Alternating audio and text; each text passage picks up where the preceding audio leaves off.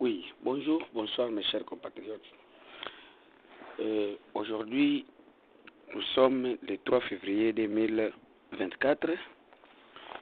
Nous sommes venus juste pour vous informer à ce qui concerne la situation qui se passe dans notre espace, dans la province du Nord Kivu.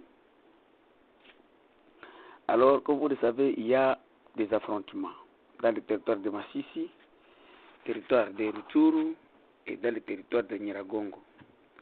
Alors, prendre la Rwindi dans le parc de nationalité, dans le parc national plutôt de Virunga et en constituer un rempart profiter avec une brigade bien équipée, telle semble la projection actuelle de RDF, soi-disant M23, donc Kigali, qui veut faire l'histoire dont nous avions vécu de 1999 avec la rébellion de Rassemblement congolais pour la démocratie, dont soi-disant RCD.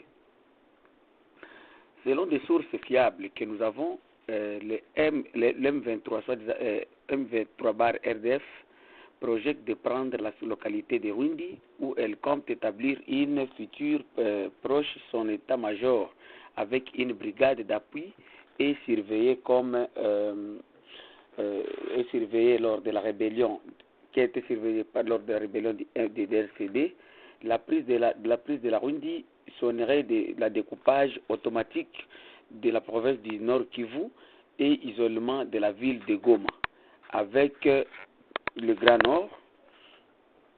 Depuis la Rwindi, Kigali peut contrôler le grand village de Kibirizi, mais surtout le village Nyanzale et la mine à ciel ouvert de Lweshe pour exploiter à nouveau le pyrochlore, donc ce minerai stratégique qui participe à la fabrication, alliage et de fusées et qui se cache derrière la petite forêt d'Mbigi.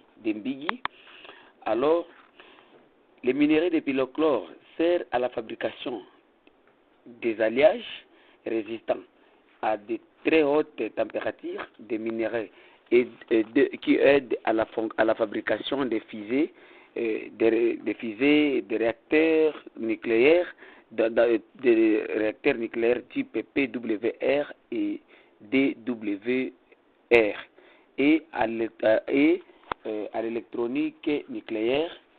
Alors, la formation dédiée alliage a pour objet d'améliorer les propriétés des métaux et conduit à la constitution des solutions solides des éléments dans le métal ou dans les combinaisons entre les éléments et les métals de base.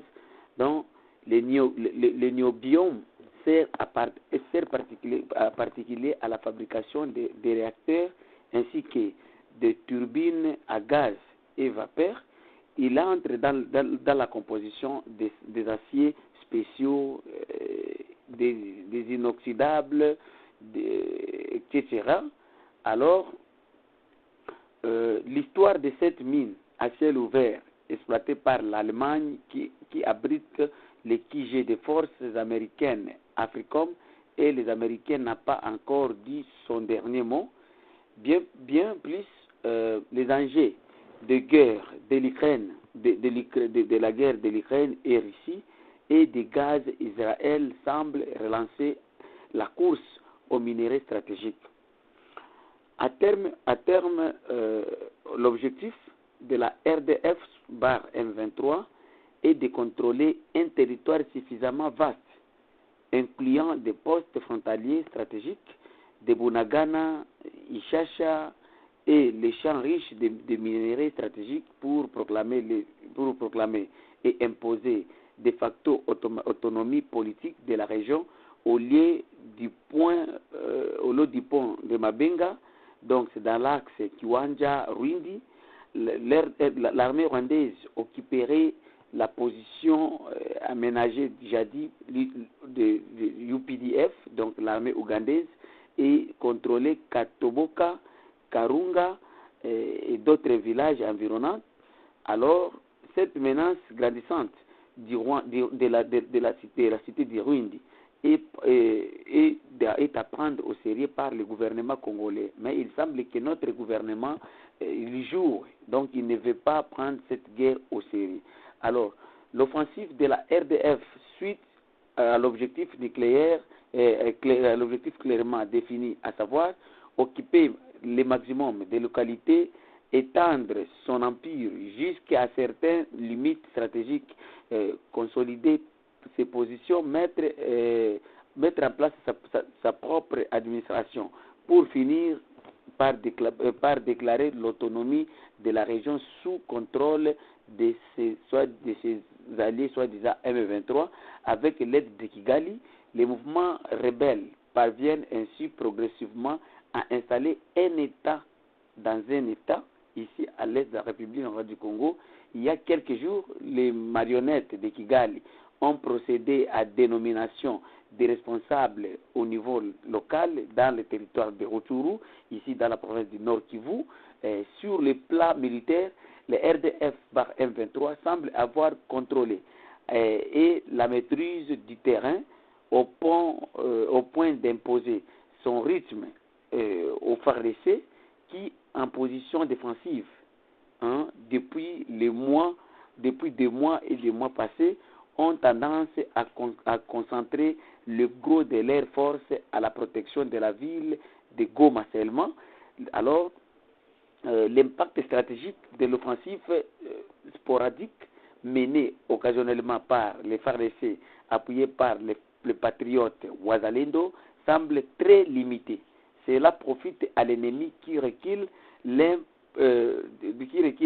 pas ou est avancé deux pas. Donc, s'ils reculent ici, dans un village, dès qu'ils viendront, ils peuvent contrôler 2 ou 4 villages. Alors, à observer de près de ce qui se passe, dès que nous observons de ce qui se passe, au fond, les M23 RDF fait preuve d'une plus grande maîtrise du terrain lorsqu'ils sont attaqués notamment par les frappes de nos FARDC et les Wazalendo.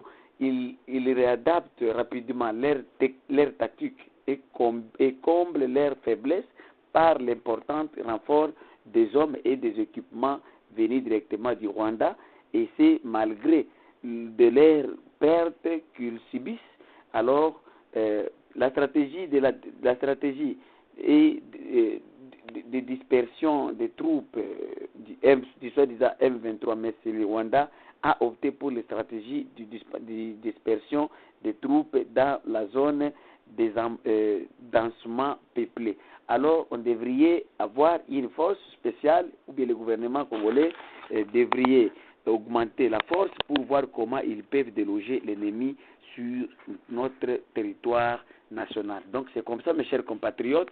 Donc j'appelle tous les Congolais et l'armée congolaise d'ouvrir les yeux et d'augmenter la force, parce que si nous continuons ainsi, on va regretter. Comme vous le voyez déjà, il y a des bombes qui tombent dans la ville de Goma, précisément au quartier Mugunga, dans la commune de Karisimbi.